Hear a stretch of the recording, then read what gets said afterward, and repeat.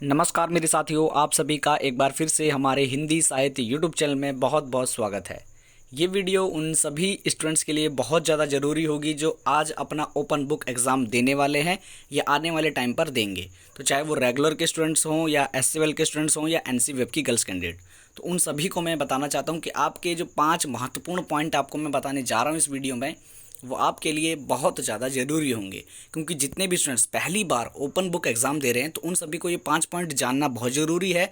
अगर आप इनको फॉलो कर लेते हैं तो आपका एग्ज़ाम बहुत बढ़िया जा सकता है। और जैसे कि आप सभी को पता है, दिल्ली यूनिवर्सिटी में आपको सीजीपी मिलती है, तो सीजीपी आपकी काफ़ी हद तक अच्छी हो सकती है। यहाँ तक आप कह सकते हैं कि 7 से 8 सीजीपी आपकी नॉर्मल आ जाएगी अगर आप ये पॉइंट फॉलो करते हैं। क्योंकि ओपन बुक एग्ज़ाम है, खुला करना है आपको पेपर, खुला आपको बुक होगी, आपके पास फ़ोन होगा, लैपटॉप होगा, आराम से पूरा क्वेश्चन कर सकते हैं, अच्छे से अटैम्प्ट कर सकते हैं, अच्छे अच्छे आइडियाज़ को डाल सकते हैं अपने क्वेश्चन पेपर में। समझ गए?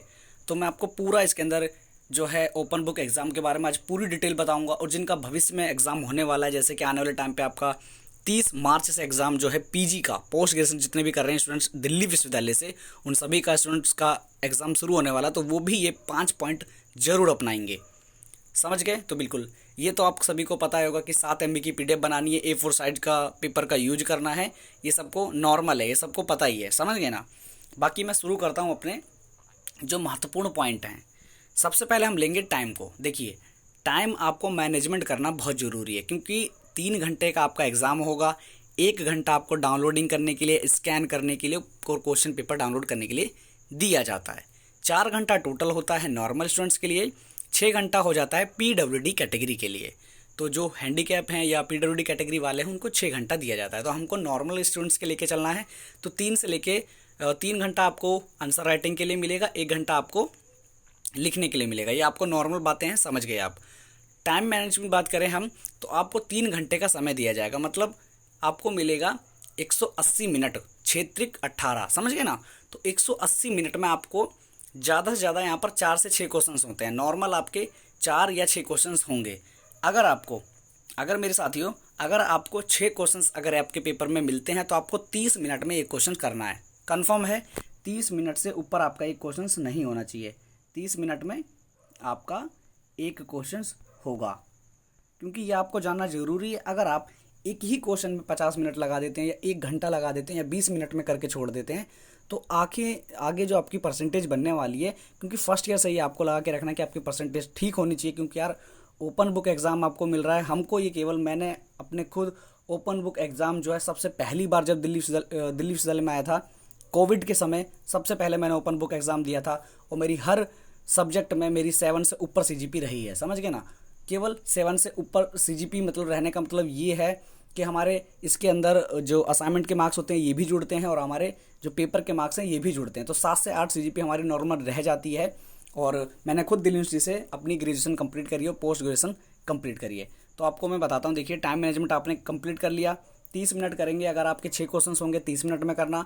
और अगर यहाँ पर 4 क्वेश्चंस होते हैं तो 4 क्वेश्चंस में आप लगा सकते हैं कि 40 मिनट आप दे सकते हैं हद से हद एक क्वेश्चन को। समझ गए ना? 40 मिनट देने एक क्वेश्चन को, उसके अधिक ना देना। 1-2 मिनट का ऊपर नीचे हो जाता है, पर 40 मिनट एक क्वेश्चन को देना। बच्चे बोलेंगे कि भैया कि एक क्वेश्चन में हमें कितने पेज लिखने चाहिए, क्योंकि हमारा जो कंटेंट है 2 ही पेज में पूरा हो गया है, 3 पेज में पूरा हो गया, तो कितने पेज लिखने चाहिए? देखिए, जो भी स्टूडेंट्स अगर पेज को लिखना चाहता है या करना चाहता है, ये बोलता है कि मैं भैया 5 पेज में ही एकदम अच्छा कंटेंट बना देता हूँ, तो जो 5 पेज में अच्छा कंटेंट बना देता है उसको भी समान नंबर मिलेंगे, और जो 8 पेज या 9 पेज कर देगा उसको भी समान नंबर मिलेंगे। तो कहने का मतलब ये है, जिसकी राइटिंग अच्छी है या उसको लिखने की कला अच्छी है तो वो 5 पेज कर सकता है। पर अधिकतर जिसको लगता है कि मेरा 5 पेज में नहीं है, मुझे नहीं लगता कि मेरा 5 पेज में अच्छे नंबर मुझे मिल जाएंगे, तो ज़्यादा से ज़्यादा एक पेज में 7 से 8 पेज का यूज करना। 7 से 8, ज़्यादा से ज़्यादा 9 पेज। 8 पेज बहुत हो जाते हैं, 8 पेज से ऊपर मत करना, ज़्यादा हो जाएगा, आपको टाइम लग जाएगा। तो 8 पेज का यूज़ करना। कन्फर्म है? ये बहुत बारीक बारीक बातें हैं कि टाइम मैनेजमेंट हो गया, और जो मैंने आपको बताया क्वेश्चंस पेपर में आपको कैसे लिखना विखना है, ये सभी जो इंपॉर्टेंट बातें हैं ये बहुत रियर चांस में पूछी जाती हैं, और बच्चों के कमेंट मतलब रहते हैं, क्योंकि हमने एग्ज़ाम दिया तो हमको पता है। टाइम मैनेजमेंट हम अच्छे से करेंगे और सब कुछ बातें देखेंगे तो हमको हमारा जो एग्ज़ाम है बढ़िया जाएगा।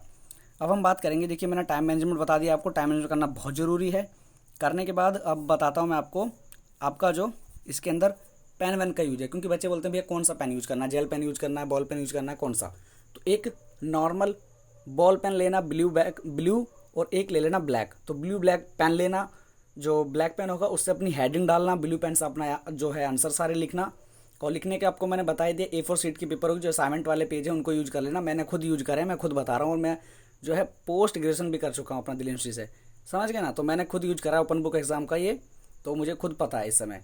तो मैं इस समय जो तुमको बता रहा हूँ बिल्कुल करेक्ट बात है, और जैसे भी मैं आपको बता रहा हूँ अगर ध्यानपूर्वक करते रहोगे बातें तो ओपन बुक एग्जाम अच्छे चला जाएगा, कोई दिक्कत ही नहीं होगी आपकी। कन्फर्म है। फिर मैंने आपको टाइम मैनेजमेंट भी बता दिया, और बात करेंगे कि आपको क्वेश्चन जो आएगा वो कहाँ से करना है। काफ़ी माइंड में ये दिक्कतें हैं बच्चों के कि भाई हमको बुक जो है मिली नहीं है, और बुक है भी तो उसमें एकदम कंटेंट बहुत ज़्यादा, हमको बहुत मतलब पढ़ना पड़ रहा है, टाइम हमारा बहुत जाएगा, हमको कम समय भी अच्छा क्वेश्चन लिखें, अच्छा आंसर लिख सकें, तो क्या आपका इसमें बताएंगे। तो मैं आपको उन्हीं स्टूडेंट्स को मैं यही बताना चाहता हूँ, जो स्टूडेंट्स जिसका जो पेपर डाउनलोड होगा, जैसे कोई भी पेपर आपका क्वेश्चन पेपर डाउनलोड हुआ, अगर पूछ लिया कि शीत युद्ध क्या है, तो शीत युद्ध अब जब करेंगे तो शीत युद्ध के लिए आपको बहुत ज़्यादा मतलब कंटेंट मिल जाएगा। तो आपको सिंपल करना क्या है, गूगल बाबा आपको जानते हैं, गूगल बाबा है हमारे, और यूट्यूब है, यूट्यूब तो अथाह है, समझ लो, समझ गए ना। यूट्यूब पे तो हर चीज़ मिल जाएगी, गूगल बाबा पे सब कुछ मिल जाएगा। तो आपको सर्च करना है शीत युद्ध विकीपीडिया, शीत युद्ध विकीपीडिया डालोगे तो बहुत मतलब डिटेल्स में आपका डिटेल वाइज आ जाएगी। और वो लिखने की कला जो मैंने आपको पहले बताया वो हर स्टूडेंट्स में नहीं होती, और जिन स्टूडेंट्स में हो जाती है वो आराम से कर जाते हैं, पर जिनकी नहीं भी है तो वो भी अगर करेंगे तो यार कोई दिक्कत की बात नहीं है। शीत युद्ध, और हो सके तो अब जो अगर अच्छे से लिखना चाहते हो तो शीत युद्ध डालने के बाद उसमें लिख देना दृष्टि IAS। तो दृष्टि IAS जैसे लिखोगे तो उसके भी बहुत सारी डिटेल्स आ जाती हैं, और वो बारीक बारीक छोटे छोटे पॉइंट जो होते हैं वो भी उसके अंदर बताते हैं, और अच्छा लगता है देखने में अगर आप उनको यूज करोगे। क्योंकि मैंने भी अपने क्वेश्चंस पे जो मैंने क्वेश्चंस लिखे थे अपने, मैंने जब ब्रेव प्रोग्राम में, तो वहाँ से मैंने कुछ क्वेश्चंस मैंने दृष्टि IAS के भी उठाए थे, और वहीं से मैंने आंसर भी लिखे थे, तो काफ़ी अच्छी परसेंटेज बन जाती है। तो वहाँ से अगर आप यूज करोगे दृष्टि IAS के अगर डाल के, तो अगर होगा उनका कंटेंट, अगर वो सब्जेक्ट होगा उनका शीत युद्ध जैसे मैंने बताया, ये तो आपको मिल जाएगा। अगर जो आपका पेपर में आता है अगर वो नहीं होता है तो बाकी जो और भी उसमें कंटेंट निकल के आ जाएंगे, उनको देखना, अच्छे से सोचना कि आखिर ये इनका बढ़िया, ये बढ़िया, कौन सा बढ़िया। तो उन दो जो भी बढ़िया होगा उसको निकालना, और निकालने के बाद अपना करना शुरू कर देना, समझ गए। तो एक और बात मैं आपको बता दूं इसके अंदर, ये बात है बहुत इंपॉर्टेंट कि बच्चे का कमेंट बहुत ज़्यादा था कि मोबाइल से करें लैपटॉप से करें। जिसके पास मोबाइल है मोबाइल में लॉगिन कर लेना, मोबाइल 2 होने चाहिए, 2 से कम नहीं होंगे। 2 जिस पे मोबाइल हो जाएंगे तो पूरा काम बढ़िया हो जाएगा, और जिस पे लैपटॉप मोबाइल है तो उसकी तो बल्ले बल्ले है। देखो 2 जिसके मोबाइल हैं तो एक मोबाइल में अपनी टाइमिंग खोल के रख देना कि आपके लॉगिन वॉगिन कर लिया आपने, टाइमिंग चली, पेपर डाउनलोड करा और लग गए। दूसरे फ़ोन पर अपना जो है गूगल बाबा चला दिया, यूट्यूब चला दिया, सारा अपना देखा कि हाँ जल्दी से अपना आंसर लिखे, 7-8 पेज में कंप्लीट करा, तुरंत उसी फ़ोन से PDF बनाई, और उस वाले जो फ़ोन है हमारा, जो दूसरा फ़ोन है जिसमें टाइमिंग चल रही है, उसको ये व्हाट्सअप या जो भी अपनी फाइल सेंड करी, और वहाँ से अपना अपलोड कर दिया। और काफ़ी बच्चों के ये भी मतलब दिक्कत आई थी जब मैं खुद अपना एग्ज़ाम दिया था, बच्चों के जो एग्ज़ाम थे, एग्ज़ाम की जो फाइल थी वो सबमिट नहीं हो रही थी फ़ोन से। तो वो दिक्कत आ जाए, अगर आ जाए, अभी ध्यानपूर्वक मेरी बातों सुनना, अगर आ जाए तो आप जो पेज लिखोगे, जैसे एक क्वेश्चंस में 7 पेज लिखे, 8 पेज लिखे, तो उन पेज को भी अपलोड कर सकते हो। उसके बगल में दिया हुआ है PDF JPH, समझ गए। तो मेरे एक स्टूडेंट से जिनका PDF अपलोड नहीं हुआ था, उन्होंने फ़ोटो अपलोड करी थी अपने, केवल पेज उठा के 7 के 7 पेज अपलोड करे थे, तो भी उनके पेज अपलोड हो गए थे, समझ गए ना। तो अगर दिक्कत आए तो कर लेना। वैसा आपने मॉक टेस्ट दिया होगा, आई थिंक आप सभी ने मॉक टेस्ट दिया जरूर होगा, तो मॉक टेस्ट में अगर दिक्कत हुई होगी तो आपको ये कर लेनी है, समझ गए। तो मैंने आपको बता दिया, टाइम भी बता दिया, क्वेश्चन पेपर का कैसे करना ये भी बता दिया, आपको अपलोड कैसे करना ये भी बता दिया मैंने आपको, और आपको मैंने टाइमिंग में भी बताई है। देखिए बाकी जो आपको मैं एक और इम्पोर्टेंट बताऊं, जब आपका एग्ज़ाम पूरा सबमिट हो जाएगा, जब एग्ज़ाम आपका पूरा सबमिट हो जाएगा तो उसके बाद आपको जीमेल पर एक मैसेज जाता है। तो जिसकी जीमेल पे मैसेज चला जाए तो कोई बढ़िया उसके लिए, और जिसका नहीं भी जाता तो दिक्कत मत लेना। काफ़ी स्टूडेंट्स ऐसे थे जिनकी जीमेल पे मैसेज नहीं गया था और उनका रिजल्ट भी अच्छा आ गया था, सब कुछ एकदम बढ़िया हुआ था। तो जिनकी जीमेल पे मैसेज ना जाए तो घबराना मत कि भैया हमारे जीमेल पे मैसेज नहीं आया, हमारा पेपर सबमिट हो गया, हमें कुछ मेल ही नहीं आया दिल्ली यूनिवर्सिटी की तरफ से। तो कुछ स्टूडेंट्स के पास मेल आ जाता है, और कितने ही अमूमन ऐसे बच्चे होते हैं जिनके पास पेपर सबमिट होने के बाद भी मेल नहीं आता, समझ गए ना, और मेल नहीं आता। और एक और स्टूडेंट्स बच्चों के कमेंट आते हैं कि भैया अगर 3 घंटे में हमारा एग्ज़ाम कंप्लीट नहीं हुआ, जो 3 घंटा आंसर राइटिंग के लिए, 1 घंटा अपना डाउनलोडिंग अपलोडिंग के लिए है, 4 घंटे में अपलोड नहीं होता हमारा क्वेश्चन अपना आंसर शीट, तो आगे की क्या बात होने वाली ये बताइए। तो ये भी बहुत इंपॉर्टेंट है, क्योंकि एक मेरे स्टूडेंट्स है जिनका मोबाइल से अपलोड नहीं हो रहा था, तो उन्होंने जो है अपनी जो पीडीएफ थी उसे ईमेल करी थी नोडल्स ऑफिसर को। तो एसयूएल की साइट पे दिखाया हुआ है, उनकी ईमेल्स वीमेल्स दी हुई हैं, हर सब्जेक्ट की अलग अलग ईमेल हैं। तो अगर आप बीए प्रोग्राम के हैं या बीकॉम ऑनर्स के हैं या बीकॉम प्रोग्राम के हैं तो साइट पे आपको ईमेल्स मिल जाएंगी, वहाँ से ईमेल कॉपी करना और डायरेक्ट ईमेल कर देना, समझ गए। उनको ईमेल करनी है, आपको ईमेल दी हुई है, जल्दी से उनको ईमेल कर देना। और अगर आपकी जो ईमेल होगी वो आपको 4 घंटे से 1 घंटा एक्स्ट्रा दिया जाएगा, 4 घंटा वो और 1 घंटा एक्स्ट्रा दिया जाएगा ईमेल पे करने के लिए। अगर आपकी साइट पे करनी है तो 4 घंटे में कर सकते हो, 1 घंटा दिया जाएगा आपको ईमेल पे करने के लिए। ईमेल पे भी अगर जब करोगे तो उसमें एक प्रूफ जरूर लगा देना कि आपका, जैसे स्क्रीनशॉट ले लिया कि नेटवर्क देखिए यहाँ पर हमारे नेटवर्क भी कम है और नेट की स्पीड है ये भी कम आ रही है, जो हमारे अपलोड नहीं हो रहा है, तो उसको भी एक बार अटैच कर दोगे तो उससे जो होगा ये पता चल जाएगा कि हाँ इन बच्चे ने यहाँ सबमिट करा है तो उनकी ये दिक्कत आ रही है, समझ गए।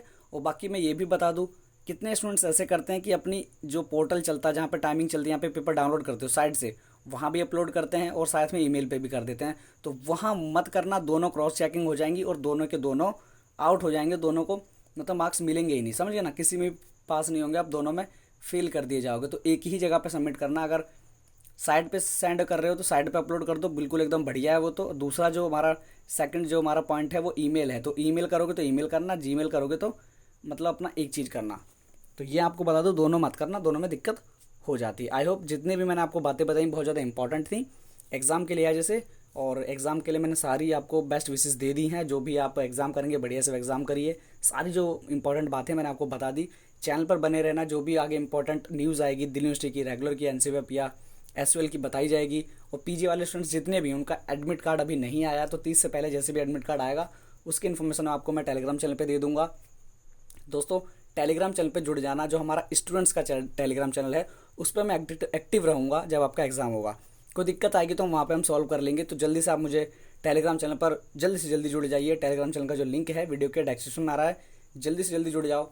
जब आपका एग्ज़ाम होगा उसको अच्छे से आपको एग्ज़ाम करना है, कोई दिक्कत आए तो मुझसे टेलीग्राम चैनल पर पूछ सकते हो, समझ गए। उस कमेंट बॉक्स में कोई डाउट हो तो कमेंट बॉक्स में कमेंट कर सकते हो। बिल्कुल आज की वीडियो को एंड करते हैं। जय हिंद, जय भारत।